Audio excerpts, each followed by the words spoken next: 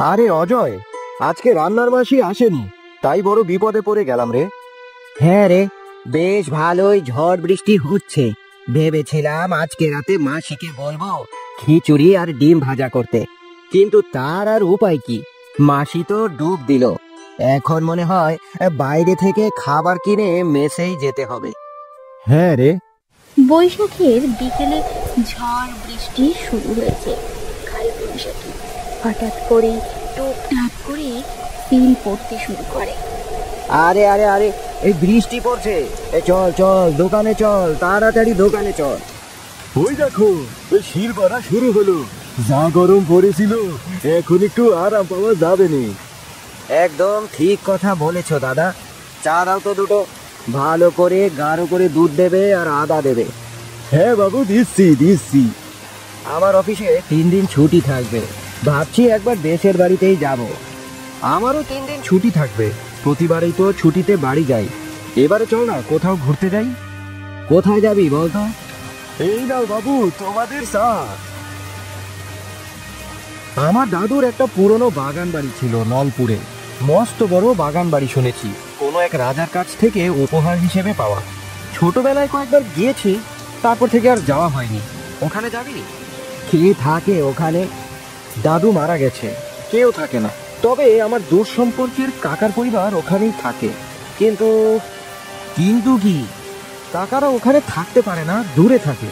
ওই বাড়িতে নাকি কিছু অসুবিধা আছে, সবাই খুব ভয় পায়, কেউ নাকি তাদেরকে ভয় দেখায়। হ্যাঁ রে অজয়, আমারও প্রথম প্রথম খুব হাসি পেত, কিন্তু যতবার আমার বাবা কিংবা আমার জেঠুরা দরকারে বাড়িতে গিয়েছে, রাত কাটাতে পারেনি। দূরে কাকুর বাড়িতেই তারা থেকেছে। তাহলে কি করবি ভাবছিস? যা করবি আজকের মধ্যেই ভেবে ফেল, কালকে সকালেই বেরোবো, দেরি করা যাবে না। অসুবিধে তো কিছু নেই, চল না আমরা যাই। সেরকম অসুবিধা হলে কাকার বাড়িতেই থাকতে পারবো, আর নয়তো পুরনো জমিদার বাড়ি তো আছেই। তবে ওখানে একটা মস্ত বড় দিঘি আছে, জানিস? দিঘির চারদিকে পদ্ম ফুল, আর দিঘিতে নাকি বড় বড় কাতলা, মাগুর, রুই আরো অনেক রকমের মাছ পাওয়া যায়। মাছ ধরে আর গ্রাম ঘুরে ঘুরে বেশ সময় কেটে যাবে। চা খেতে খেতে সন্ধ্যের সময় ঠিক হয় রক্তিমের দাদুর বাড়ি, অর্থাৎ নলপুরে কালকে সকালে তারা রওনা দেবে। সকালবেলা তারা সেই মতোই স্টেশনে এসে দাঁড়ায়। ট্রেনটা অনেক দেরি করে এলো রে, অনেকটাই দেরি করলো। মাঝখানে কত জায়গায় যে দাঁড়ালো সিগন্যালের জন্য। কাকুকে বলেছিলাম আমরা আসবো, সেই মতো মনে হয় কাকুও এসেছিল। ট্রেন দেরি করছে বলে হয়তো বাড়ি চলে গিয়েছে। আরে চিন্তা কিসের, একটা রিক্সা নিয়ে নে, রিক্সা করে গেলেই তো হয়। ও কাকু, যাবে নাকি? তোমরা কোথায় যাবে কাকা? পুরনো জমিদার বাবুর বাড়ি, বাগান বাড়িতে যাব। উঠে বসো আমার রিক্সাতে। তবে বাবু, ওখানে যে যাবে জায়গাটা ভালো নয়, শুনেছি নাকি পিশাচ থাকে, পিশাচ। কি যে বলো, ছোটবেলায় আমিও শুনেছি। তবে কাকা, ওইসব কি আর এখন আছে?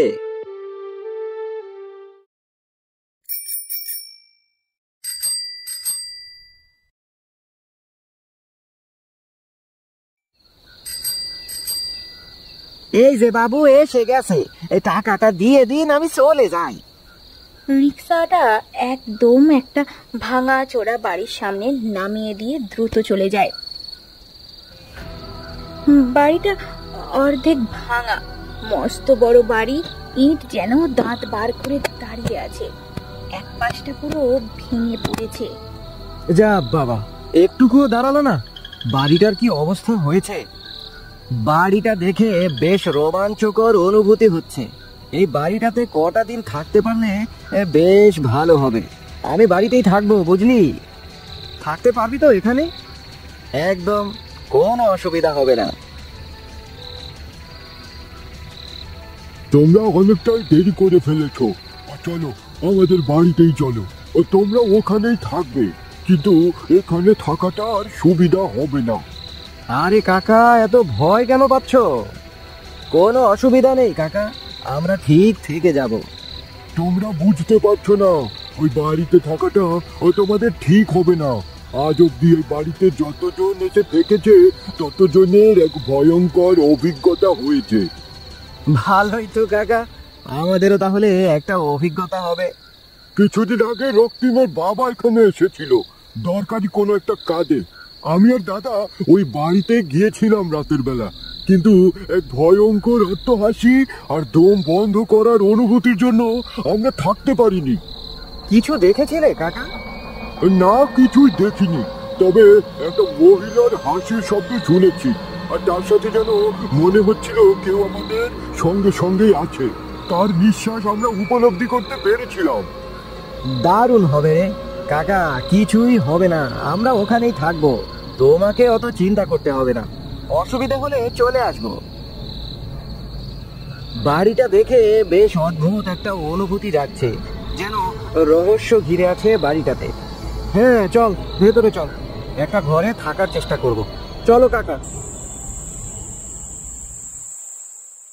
দুই বন্ধু একটা মাঝারি ঘরে প্রবেশ করে। ঘরের মাঝখানে একটা বড় সড়ো পালঙ্ক আর একটা টেবিলে কিছু পুরনো বইয়ে। নিজের ঘরগুলোই কয়েকটা পরিষ্কার পরিচ্ছন্ন করা। মাঝে মাঝে অনেকেই এসে সকালবেলা থাকে, আর সেই থাকার ভাড়াতেই কাকার মোটামুটি চলে যায়। দুজনে ঘুমিয়ে পড়ে। হঠাৎ ঘরের ভেতরে একটা হাসির শব্দ ভাসতে থাকে।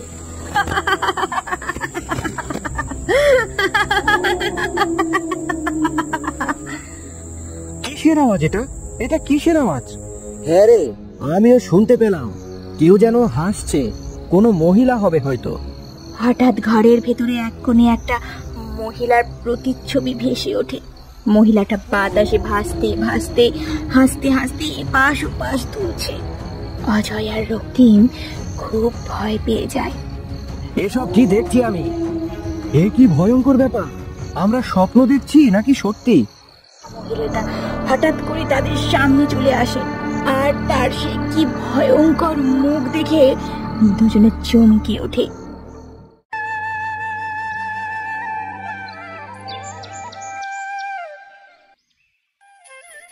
ঘুম থেকে উঠে দেখে সকাল হয়ে গেছে। দুজনেই বুঝতে পারে ওরা স্বপ্ন দেখছিল। তুইও একই স্বপ্ন দেখেছিস? হ্যাঁ, পুরো একই স্বপ্ন। কিছু একটা রহস্য আছে বুঝলি, কিন্তু সেই রহস্যটা আসলে কি সেটাই আমাদেরকে খুঁজতে হবে। আপাতত চল এখন মাছ ধরি, তারপরে যা হবে দেখা যাবে। দুজনে সারা দুপুর বসে মাছ ধরে, কিন্তু দুজনের মাথাতেই ঘুরছে একই চিন্তা। সন্ধ্যে থেকেই বৃষ্টি হচ্ছে। ঘরের ভিতর থেকে দিঘির পাড়ের দৃশ্য দেখতে বেশ ভালো লাগছে দুজনের। সেই দিকে তাকিয়ে বসেছিল দুইজনে। হঠাৎ দেখে একটা মহিলা আস্তে আস্তে দিঘির জলে নেমে ডুব দিল। অনেক সময় হয়ে যাওয়ার পরও সেই মহিলা আর জলের ওপরে উঠে এলো না। কেউ এতক্ষণ জলের তলায় থাকতে পারে? অসম্ভব। প্রায় 10 থেকে 12 মিনিট হয়ে গেছে, এতক্ষণ জলের তলায় কি করে তাহলে বলতো? মহিলাটা কি সুইসাইড করলো নাকি?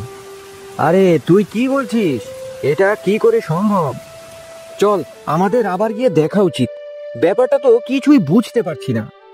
দুজনে দৌড়ে বেরিয়ে গেল সেই দিঘির পাড়ে। দিঘির কাছে গিয়ে ভীষণই অবাক হয়ে যায় দুজনে।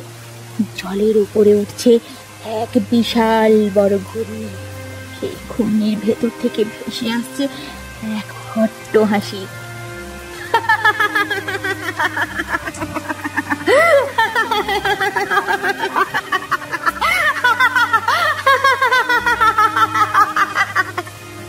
আমাদের এখানে থাকলে হবে না রে, এখান থেকে চলে যেতে হবে। চল চল, আমরা পালাই। দুজনেই ভয় পেয়ে যায়। তারা ওই দিঘি থেকে দৌড়ে পালিয়ে আসতে যাবে, কিন্তু তার আগেই দিঘির জলের ভেতর থেকে বেরিয়ে আসে দুটো বড় হাত। দুজনের পা জাপটে ধরে টানতে টানতে নামিয়ে দেয় পুকুরে। ওরে বাবা, ওরে বাবা, ওরে বাবা রে বাবা, ও বাবা, ও বাবা, একটা বিপদে পড়লাম রে, আমরা তো ডুবে যাচ্ছি। অনেক চেষ্টা করেও তারা সাঁতারে পাড়ে উঠতে পারে না। পুকুরের জলে হাবুডুবু খেতে থাকে। কেউ যেন শক্ত করে পাটা টেনে নিয়ে চলে যাচ্ছে দিঘির অতল গভীরে। কে তুমি? আমাদের ছেড়ে দাও, আমরা তো কোনো ক্ষতি করিনি তোমার। ছেড়ে দাও, ছেড়ে দাও, আমাদেরকে ছেড়ে দাও। আস্তে আস্তে পায়ের বাঁধন আলগা হয়ে জলের উপরে ভেসে ওঠে। ওই নারী মূর্তি বাতাসে ভাসতে থাকে। কি ভয়ঙ্কর তার দৃষ্টি! চোখ থেকে যেন হিংসার আগুন ঝরে পড়ছে গোটা গোটা জায়গায়, গোটা শরীরে আঘাতের চিহ্ন। আমি তো তোমার কোনো ক্ষতি করিনি, তাহলে আমরা এখানে ঘুরতে এসেছি, কিন্তু তুমি কেন আমাদের ক্ষতি করতে চাইছো? তোমার ভয় এখানে কেউ আসতে পারে না। তুমি কে?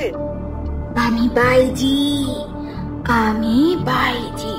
জমিদার উপেন্দ্র কিশোর আমাকে এখানে রেখেছিল।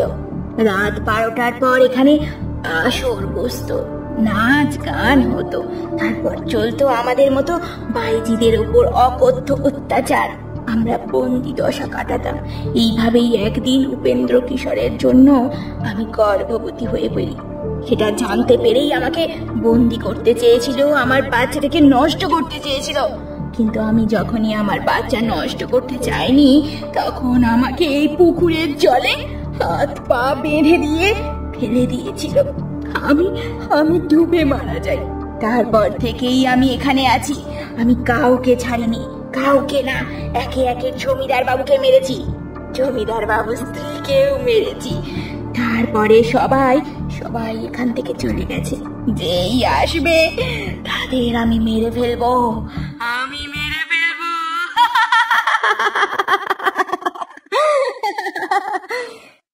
আমরা তো এই পরিবারের কেউ না, আমাদেরকে ছেড়ে দাও, ছেড়ে দাও আমাদের।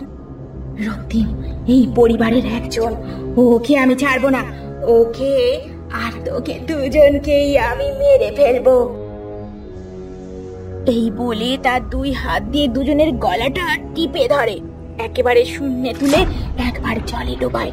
এইভাবে কয়েকবার জলে ডোবানোর ফলে দুজনের অবস্থা খুব খারাপ হয়ে যায়। প্রাণ বায়ুটা বেরিয়ে যাবে এমন সময় ওখানে এসে পৌঁছায় কাকা বাবু। ছেড়ে দাও, ছেড়ে দাও ওদের, ওদের কোনো দোষ নেই, ওরা ছোট বাচ্চা, ওদেরকে ছেড়ে দাও।